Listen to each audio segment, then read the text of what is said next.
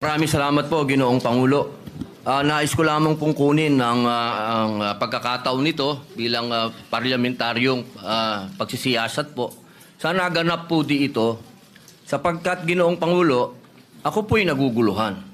Sapagkat dito pong nakaraang Huwebes, meron pong naglabas na isang journalist ito, isang istasyon, na sinasabi na ako daw po ay nagngat-ngat dito sa loob ng Senado. Ito po ay ano po yung middle finger po. Habang tayo daw po ay nagsasagawa ng lupang hinirang, nagpa-flag ceremony, ako daw po ay nagngat-ngat. At ito po ay naging malaking issue. Ako po ay nagtataka, Ginoong Tagapangulo, sapagkat noong pong dati na binigyan ako ng issue na isang chismis, naglabas po kaagad ng ating Sergeant of Arms ng report at binigay niya po kaagad sa media. Ito po, wala pong kahit na sino ang nagpapaliwanag na hindi ko po ginawa. Ang tanong ko po, meron po ba tayong tinititigan sa tinitingnan dito? Kasi napakabigat po ng akusasyon na ito sa harapan po ng ating bandila. Ako po yung magngangat-ngat. At gusto ko pong ipaalam sa ating mga kasama, kung politika lang, handa po ako mag-resign. Pero pagka-religion ko po ang pinag-usapan, kahit sino sa inyo, kung ano gusto nyo, wala pong problema. Pero wag pong religion ko. Hinihingi ko po, wag pong religion ko, mahal na tagapangulo. Dahil ito po'y malaking kabastusan sa amin. Ito po, ang sinisip na ko po, ito po'y nag-iisang Diyos. Dito po nakasalalay ang aming pananampalataya. Handa po kaming magpakamatay para dito. Sana po wag pong gamitin ito para siraan ako. Dahil sinasabi ko po, mahal na tagapangulo, kung gusto niyo ako mag-resign, ngayon na, kung gusto ninyo. Huwag niyo akong siraan. Yun lamang po. Maraming salamat po. Tama po kayo, pero ngunit ang inyo pong lingkod bilang Pangulo, nung nakita ko po yan, ang sinabi ko sa kanila, tingnan muna nila yung mga litrato sapagkat nagpakita ng ibang litrato na kayo ay ang pintuturo ang nakataas at may eksplanasyon na ito ay isang religious practice kapag kayo ay nagsasampalataya sa bandila.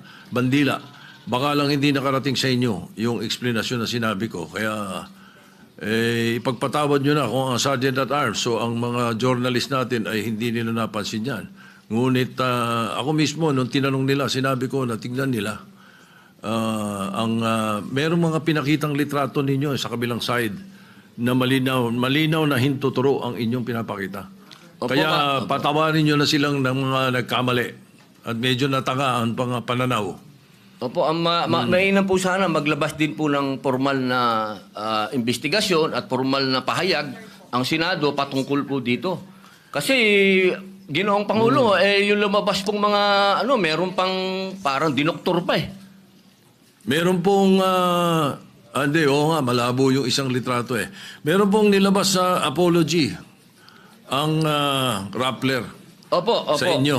Opo. Na ito ay mali ang pagkakasabi nila na kayo ay merong ginawang tawag niyo po, ingat-ngat. Opo. Alam niyo po, Ginoong Pangulo. Humingi ng tawad sa inyo. Ayan Opo, pero napakainam po kung manggagaling po sa Senado sapagkat marami naman pong camera dito ang magsasabi na hindi ko po ginawa yan. Hindi ko po magagawa yan. Tama. Napakalaking pambabastos po niyan. Hindi ko po magagawa, Ginoong Pangulo. Ako na mismo bilang bilang Senate President o tagapangulo ninyo, ako na nagsasabi na hindi ninyo ginawa yan. At tama yung mag-apologize sila sapagkat mali ang pinakita nila. Patawarin nyo na sila. Meron pang isa, merong naglabas din ng isang fake news na meron daw kumakanta rito ng Bayang Magiliw na pababoy. Papayagan ba natin mangyari dito yun? Hindi po totoo yun. Hindi nangyayari yun. Nandito kami at wala tayong nakitang nagkumanta ng Bayang Magiliw dito o ng lupang hinirang dito na mali. Kaya dapat nag-iingat ang ating mga netizens. Na ibang napakahusay ng mga netizens natin kung tutuusin Pero may mga ilan nakakasingit talaga ng mga fake news na meron daw kumakanta rito ng Bayang Magiliw na pababoy. Papayagan ba natin mangyari dito yun? Hindi po totoo yun. Hindi nangyayari yun. Nandito kami at wala tayong nakitang nagkumanta ng bayang magiliw dito o ng lupang hinirang dito na mali. Kaya dapat nag-iingat ang ating mga netizens. Na ibang napakahusay ng mga netizens natin kung tutuusin Pero may mga ilan nakakasingit talaga ng mga fake news na ganyan. Siguro masyado lang kayong popular kaya kayo pinag-initan. Maraming salamat po, Ginoong Pangulo. Wala po nga naman. Yes, Senator De La Rosa.